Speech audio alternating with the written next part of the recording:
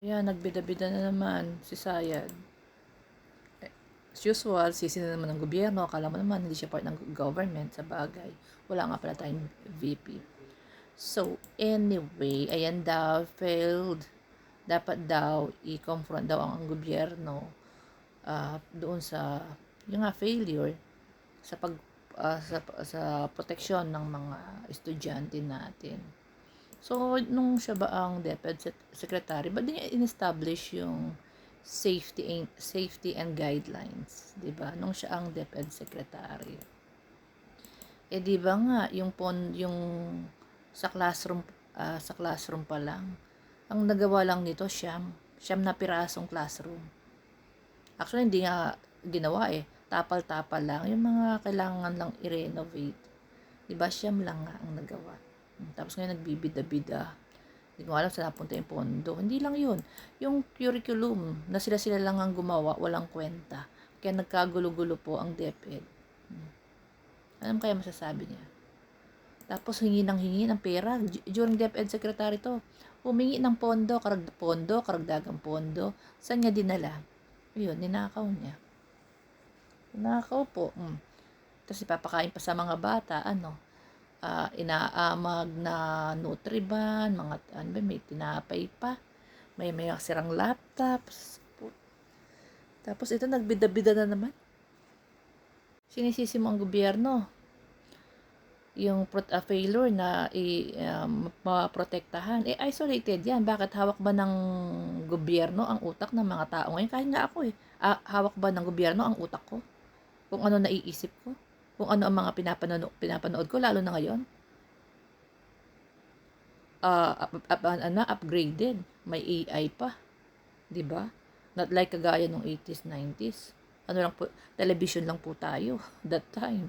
Ngayon kung wifi, internet, AI, may mga may mga online gambling pa, online games. 'Di ba? Hawak ba ng gobyerno 'yan? Isolated 'yan. Yung mga pag-uugali. Isisi mo sa tatay mo. Sana sinabi mo sa tatay mo, yan tay. Dapat hindi mo na ipinagmalaki, ipinagyabang pala, hindi mo na ipinagyabang na nakapatay ka nung 16 years old ka pa lang. Kasi masamang ehemplo sa mga bata yan. Baka sabi kasi ni Digong, di ba? Labas-pasok daw siya. 16 pa lang nakapatay daw siya ng tao. At labas-pasok daw siya. Parang walang pagsisisi. Tapos ano yan? Pinagyayabang niya yung pag-hit-hit niya ng Mary Jane. Pinagyayabang niya yung pambababae niya. Pinagyayabang niya yung pagpatay niya, pag-utos ng pagpatay. Dapat doon pa lang binawalan mo ng tatay mo, sa bagay si hindi rin eh. Pinagyayabang niya na ano ba yung napaka-bad influence nitong pamilya na ito, no? Yung sabihin ba naman sa mga lalaki na wag mag-girlfriend na lang daw para daw walang sabit, kagaya daw ni Digong, yung tatay niya. Girlfriend. Yan, nag-away-away sila sa labas ng ICC, sabi niya. Tumatawa pa siya noon.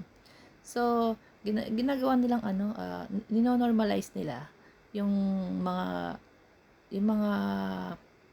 kaimoralan nila.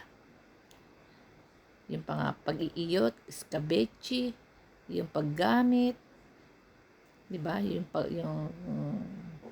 mga pagpatay na ganyan, tatay niya ginagawa pang biro, 'di ba? Yung RAPE. Ano sabi niya? Kapag maganda, sa Davao kapag maganda, RAPE na yan. Tawanan ng mga Davaoenyo. Tawanan ng mga DDS. Tuwang-tuwa pa sila kaya napakataas po ng ng rate ng RAPE na yan sa Davao. Number 1 sila sa buong Pilipinas. Tapos pinagtawanan niya pa yung yung babaeng biktima, 'di ba, na ibang lahi. Dapat daw nauna siya. Tama ba 'yun? Tapos itong si Sarah, yan wala sila magandang hindi sila magandang model para sa hindi lang sa mga kabataan, sa lahat ng bata man yan, teenager, matanda. Yung mga itinuturo nilang kalaswaan sa mga tao. Tapos ngayon isisisi nyo sa gobyerno. mo nagpunta ng ng Sarangani para ma, ah, ma- tularan daw si Digong, masamang damo, matagal mamatay. Sa harap ng mga bata. Sa harap po ng mga bata. Masamang damo, matagal mamatay para daw si Digong. Di ba? Tapos yung pambubuli nila, they are bullying. They are bullied. Yeah, sila magkakapatid. Di ba? Nakita niyo kung paano nila i-bully si PBBM, si FL Lisa, at kung sino-sino pa, si Chua. Alam mo, kung kasi politika mag-stick ka doon sa issue, doon sa politika. Huwag kang mag-iisip ng bubulihin mo, itsura, ganyan. Oo naman, ganda, te. Ganda. Ugali mo, ugaling basahan, parang trapo. Yung ang katawan parang boksingero. Sorry ha. Hindi ako bully, pero ibig sabihin, wala kang karapatan. Wala kang karapatan kasi hindi ka perpekto dai. Kasi kung ikaw maganda ka, kung malinis ka sa yung malinis ka sa katawan, baka hindi mo mabababa yung asawa mo. Baka maganda ang pamilya niyo ngayon, di ba? Baka okay kayo mag-asawa, kaso hindi eh. Alam naman natin, di ba? May problema sa hygiene. Di yata nagtututbrush itong si Kidna. Nakita ko yung video eh. Nung pandirihan siya ng asawa niya. Nabahuan sa hininga. Yun lang. Diba? Pag magpakatotoo, wala kang achievement. Wala kang achievement. So, wala kang right para i-confront daw ang gobyerno. Isolated yan. Lahat ng mangyayari sa kalsada isisisi sa gobyerno. Hello? Utak mo. Sabagay, sila lang naman maniniwala sa'yo. Sila na lang ang naniniwala sa'yo. Diba? Pupunta kang Sarangani, wala kang dalang ayuda, tapos sasayawan mo lang sila, tapos pasasayawin mo po sila ng macho dance. Ano pinamigay niya? Ganyan po kaliit na sweet corn na nasa stick. Tapos sayaw siya ng ganyan. Maligaya na mga didi sa ganyan.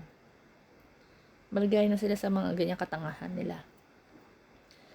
Tapos kapag naghihirap sila, kapag wala silang tulong na nakukuha, isisisi nila sa gobyerno.